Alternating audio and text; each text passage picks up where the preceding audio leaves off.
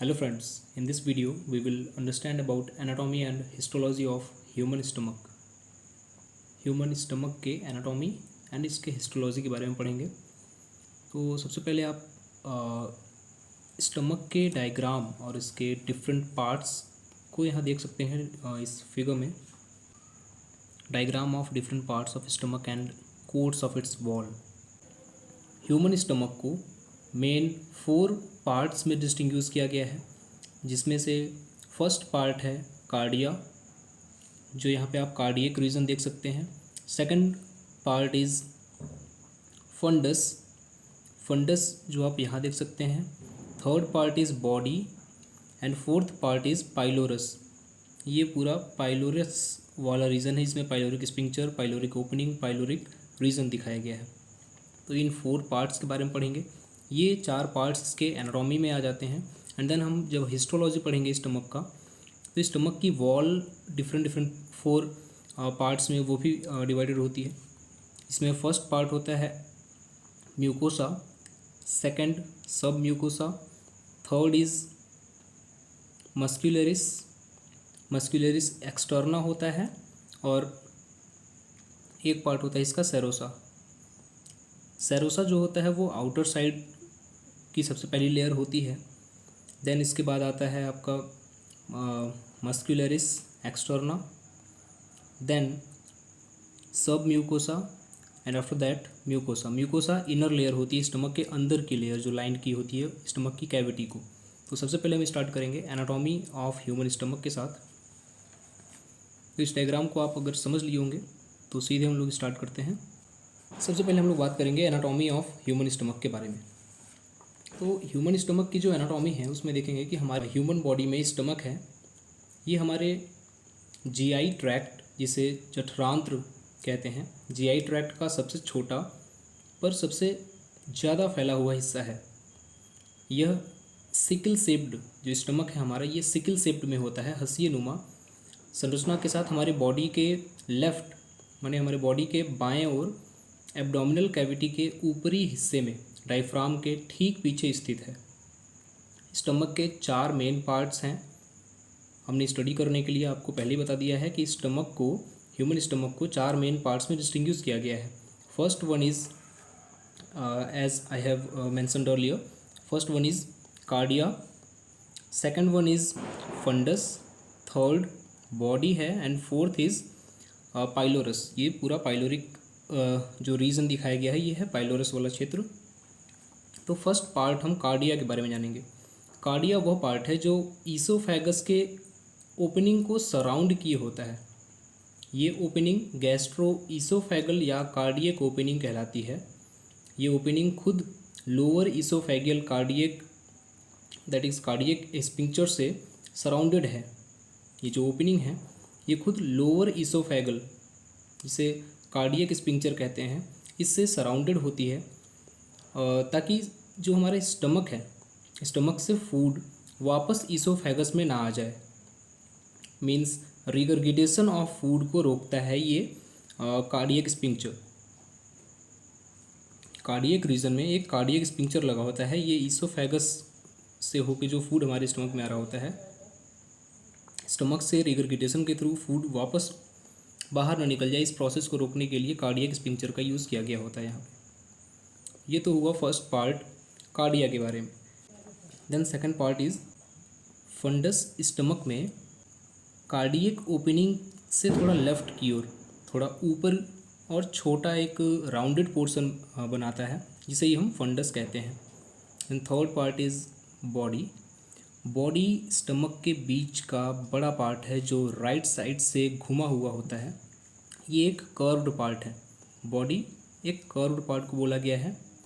ये स्टमक के बीच का बड़ा पार्ट है जो राइट साइड में घुमा हुआ एक कर्व्ड पार्ट होता है, जो कर्वेचर फॉर्म करता है, जिसमें ग्रेटर कर्वेचर और लेज़र कर्वेचर नाम के 2 कर्व्स ये फॉर्म करता है। ये पार्ट है बॉडी के। Then fourth part is pylorus, जो पाइलोरस वाले रीजन में पाए जाएंगे। तो पाइलोरस ह्यूमन स्टमक का छोटा व अंतिम हिस्सा है, जो आगे जाके ये स्मॉल इंटेस्टाइन के डुओडेनम से जुड़ा होता है। पाइलोरस खुद विभाजित होता है एक ब्रॉडर पाइलोरिक एंट्रम में लेफ्ट की तरफ और एक narrower pyloric canal right side में। एक्चुअली पाइलोरिक कैनाल ही डुओडेनम से pyloric orifice that is pyloric opening द्वारा जुड़ा होता है। ये ऑरिफाइस जिसे हम ओपनिंग बोला जा रहा है यहाँ पे, ये स्मूथ मसल से बनी है, एक थिक रिंग जैसा वॉल्व लाइक पाइलोरिक स्पिंक्चर से रेगुलेट होता है। ये ऑरिफाइस जो है स्मूथ मसल से बना होता है, एक थिक रिंग जैसी या कहें हम वॉल्व लाइक पाइलोरिक स्पिंक्चर से रेगुलेट होता है। और यहाँ ईसोफेगस से स्टमक में जो फूड आ रहा था वहाँ पे कार्डियक स्पिंक्चर का यूज़ किया जा रहा था। ओके, देन ये तो पार्ट हुआ पूरा आपका जो है anatomy of human stomach. Then अब हम बात करेंगे हिस्टोलॉजी के बारे में। Histology of stomach wall of human. जब हम हिस्टोलॉजी की बात करते हैं इट मीन्स हम लाइक स्टमक की वॉल के डिफरेंट पार्ट्स के बारे में बात करेंगे कि वॉल में कितनी लेयर्स हैं, वॉल किस चीज़ से बनी हुई है। हिस्टोलॉजिकली ह्यूमन का स्टमक वॉल 4 ट्यूनिक्स से बना होता है। ट्यूनिक क्या होता है? तो ट्यूनिक एक एनवलपिंग मेम्ब्रेन होती है, या हम कहें इसे लेयर ऑफ बॉडी टिश्यू होता है ट्यूनिक। तो 4 ट्यूनिक्स से बना हुआ है जिनके नाम मैंने पहले भी बताया आपको। The first layer of tunic is mucosa, second one is submucosa, third one is muscularis and fourth one is serosa. Serosa जो कि सबसे बाहरी परत होती है ह्यूमन स्टमक वॉल की, सबसे बाहरी परत है सेरोसा। देन उसके बाद आता है देखने को आपको मिलेगा मस्क्यूलरिस एक्सटर्ना, एंड देन आपको देखने को मिलेगा submucosa, this layer of submucosa, and then mucosa की लेयर आपको देखने को मिलेगी which is here. Okay, so we will start with the first part और we can say first tunic layer of stomach. हमारे stomach हमारे abdominal cavity में स्थित होता है, जो डॉर्सल मेजेंट्री द्वारा सस्पेंडेड पार्ट है।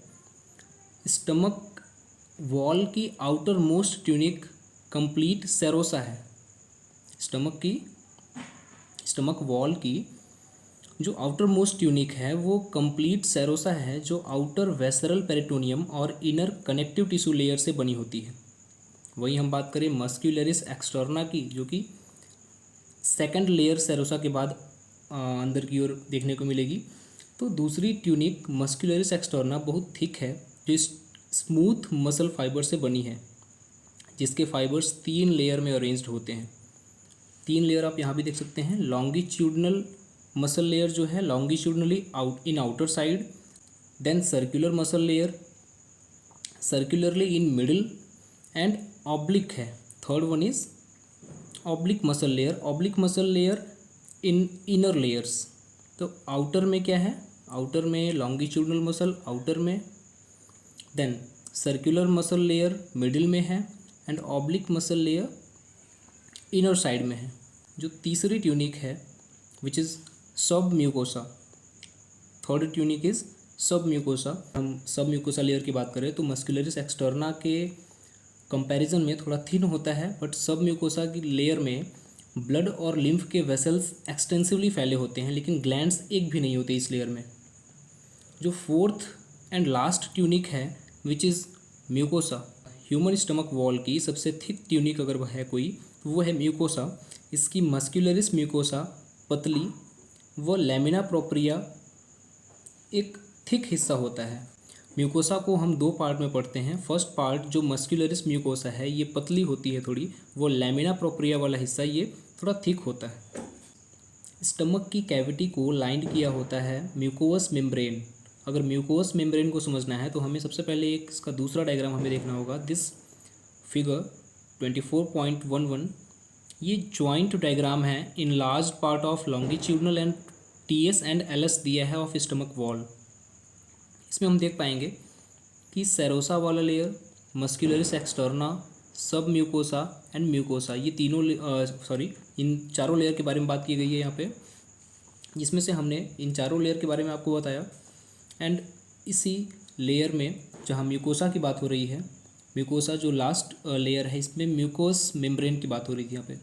ये म्यूकोस मेम्ब्रेन ही आउटफोल्डेड होते हैं, जिसकी वजह से ये हाईली पोरस हो जाते हैं और लेमिना प्रोप्रिया फॉर्म करते हैं। एक्चुअल में लेमिना प्रोप्रिया वाला वो हिस्सा होता है जहाँ पे ये पिट्स बने हुए हैं, ये सारे लेमिना प्रोप्रिया वाले हिस्से हैं। और मस्कुलरिस म्यूकोसा वाला पार्ट जो है ये आप यहाँ देख सकते हैं। ये जो सारे फोल्ड्स आपको दिखाई दे रहे हैं, ये सारे फोल्ड्स जो आपको दिखाई दे रहे हैं, ये सारे फोल्ड्स, इन फोल्ड्स के बीच नैरो चैनल लाइक कैविटीज़ बन जाती हैं जो गैस्ट्रिक पिट्स कहलाते हैं।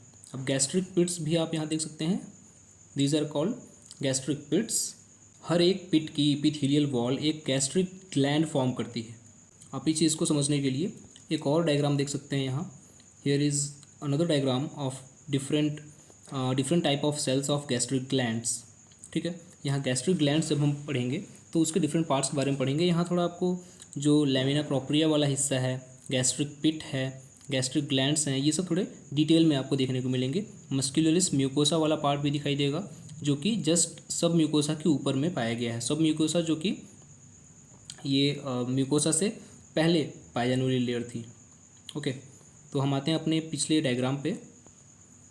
इस डायग्राम में हमने देखा था अधिकतर पिट्स ब्रांच्ड होने की वजह से ग्लैंड्स कंपाउंड ट्यूबुलर टाइप होते हैं। इन ग्लैंड्स के सिक्रेशन के नेचर के अकॉर्डिंग गैस्ट्रिक ग्लैंड्स की सेल्स को भी 4 प्रकार में बांटा गया है, मीन्स 4 टाइप्स में इन गैस्ट्रिक ग्लैंड्स के सेल्स को भी 4 टाइप्स में बांटा गया है। अब ये गैस्ट्रिक ग्लैंड्स के जो 4 सेल्स हैं उनके बारे में हम बात करेंगे इस नेक्स्ट डायग्राम में।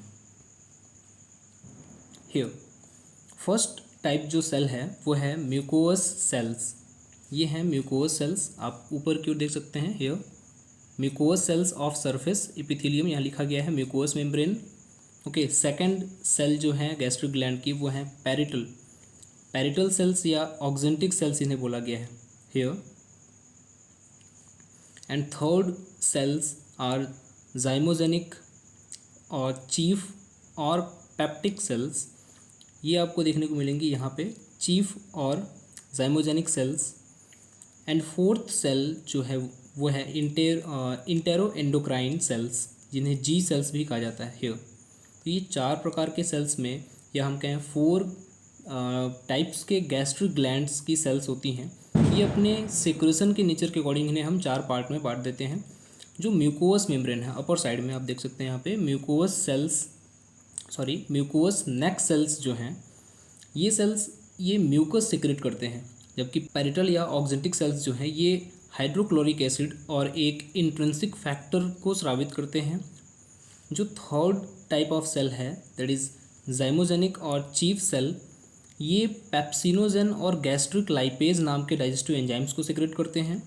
वहीं फोर्थ टाइप ऑफ सेल जो है दैट इज़ इंटेरो एंडोक्राइन या जिसे हम जी सेल भी कहते हैं, ये गैस्ट्रीन नामक हार्मोन सिक्रेट करते हैं। गैस्ट्रीन नामक हार्मोन की वजह से ही इन सेल्स को जी सेल भी कहा जाता है, क्योंकि ये सेल्स गैस्ट्रीन नाम के हार्मोन को सिक्रेट करते हैं। अब हम बात करेंगे कि जो म्यूकोस सेल्स हैं, म्यूकोस नेक सेल्स, गैस्ट्रिक ग्लैंड की जो पहली सेल बताई गई है यहाँ पे, म्यूकोस नेक सेल्स गैस्ट्रिक ग्लैंड्स के नेक रीजन में पाया जाता है, जो गैस्ट्रिक पिट्स के ओपनिंग के पास ही स्थित होता है। जबकि बाकी 3 मीन्स इस म्यूकोस सेल को छोड़ के बाकी जो 3 टाइप हैं, ये parietal, cheap and intero endocrine जो सेल्स हैं, ये सारी सेल्स जो होती हैं, ये तीनों प्रकार के सेक्रेटरी सेल्स जो हैं ये गैस्ट्रिक ग्लैंड के डीपर पार्ट में पाए जाते हैं। म्यूकोस नेक सेल, देखिए नेक से पता चल रहा है कि ये गर्दन की ओर मीन्स इस पिट के ओपनिंग पे ही पाई जाएगी म्यूकोस नेक सेल्स। बाकी जो 3 सेल्स हैं पैरिटल, चीफ या जी सेल्स जो हैं, जिन्हें हम इंटेरो एंडोक्राइन सेल कहते हैं, ये सब इस गैस्ट्रिक ग्लैंड के डीपर पार्ट में पाए जा रहे हैं। जी सेल्स जो हैं जो गैस्ट्रिक हार्मोन को लेमिना प्रोप्रिया के टिश्यू फ्लूइड में रिलीज़ करते हैं, यहाँ से ये ब्लड में एब्जॉर्ब होते हैं। जो जी सेल्स होते हैं ये गैस्ट्रिक हार्मोन को रिलीज़ कहाँ कर रहे हैं, तो लेमिना प्रोप्रिया के टिश्यू फ्लूइड में, और इस टिश्यू फ्लूइड से ये गैस्ट्रिक हार्मोन जो हैं ये ब्लड में एब्जॉर्ब कर लिए जाते हैं। इंटेरो एंडोक्राइन सेल को छोड़ के ये जो बाकी 3 टाइप के सेल्स बचे हैं गैस्ट्रिक ग्लैंड के, ये एक्सोक्राइन होते हैं। इनके सिक्रेशंस गैस्ट्रिक पिट्स में ही डायरेक्टली रिलीज़ होते हैं। इनके सिक्रेशन के मिक्सचर को हम गैस्ट्रिक ज्यूस कहते हैं। ये ज्यूस जो है गैस्ट्रिक ग्लैंड के पिट्स जो होते हैं, इन पिट्स की ओपनिंग से इनपिट्स की ओपनिंग से स्टमक के कैविटी में फ्लो कर जाते हैं। यहाँ इस ओपनिंग से स्टमक की कैविटी में फ्लो कर जाएंगे। हम आते हैं अपने फर्स्ट डायग्राम में, तो आपको ज़्यादा समझ में आएगा। ये सपोज दीज आर गैस्ट्रिक पिट्स, तो इन पिट्स से कहाँ जाते हैं, सरफेस पे आ जाएंगे, सॉरी इन पिट्स से सरफेस पे आ जाएंगे। जो स्टमक की अंदर की कैविटी होती है उस कैविटी में आ जाएंगे। ये कैविटी कौन सा पार्ट है, तो इसको नेक्स्ट डायग्राम में देखते हैं। ये कैविटी वाला हिस्सा है, ये अंदर की ओर आ जाएगा, मतलब कि म्यूकोसा की layer, this one is mucosa. Mucosa से अंदर की ओर अंदर की कैविटी में जो है ये गैस्ट्रिक जो ज्यूस है ये पहुंच जाता है। तो ये तो हुआ, कंप्लीट हुआ हमारा यहाँ पे histology of stomach wall of human. आपको इस वीडियो में एक बोनस पार्ट मिलेगा। जो बोनस पार्ट है ये दो चीज़ों के बारे में यहाँ पे है कि first of all average human being के स्टमक में जो गैस्ट्रिक ग्लैंड्स का नंबर होता है वो एस्टिमेटली बताया गया है कि 3.5 करोड़ गैस्ट्रिक ग्लैंड्स पाए जाते हैं। एंड सेकंड पॉइंट इज़ कि जब हमारा स्टमक खाली होता है, when our stomach is empty, तो एक जो म्यूकोसा लेयर है, mucosa layer several prominent and visible longitudinal folds बना लेता है। कई सारे विजिबल लॉन्गिट्यूडनल फोल्ड्स बनाता है जिन्हें हम र्यूजी कहते हैं। र्यूजी का मीनिंग रिंकल्स होता है, मीन्स झुर्रियाँ जैसे स्ट्रक्चर बन जाते हैं। ये जो फोल्ड्स बन रहे हैं लॉन्गिट्यूडनल, जो विजिबल होते हैं, दिखाई दे रहे होते हैं, ये म्यूकोसा के सेवरल फोल्ड्स बनने की वजह से होते हैं। ओके, अब आगे बताया जा रहा है कि जैसे ही हम फूड मतलब फूड को हम क्या करते हैं, इंजेस्ट करते हैं, फूड को हम खाते हैं, हमारे स्टमक में भोजन के पहुंचते ही ये म्यूकोसा जो लॉन्गिट्यूडनल फोल्ड्स बनाए हुए होती है ये स्ट्रेच कर जाती है, अगेन फिर फैल जाती है, और जो प्रोसेस है वो डाइजेशन का वो स्टार्ट हो जाता है, और र्यूजी जो है वो धीरे धीरे डिसअपियर हो जाती है फूड के हमारे स्टमक में पहुँचते ही। तो फूड हमारे स्टमक में पहुँचा और ये र्यूजी के जो फोल्ड्स होते हैं ये डिसअपियर हो जाते हैं। तो ये दो मेन बोनस पॉइंट्स थे। So if you like this video, आप अपना फीडबैक दे सकते हैं, अपनी राय दे सकते हैं इस वीडियो पे कैसा लगा, एंड थैंक यू।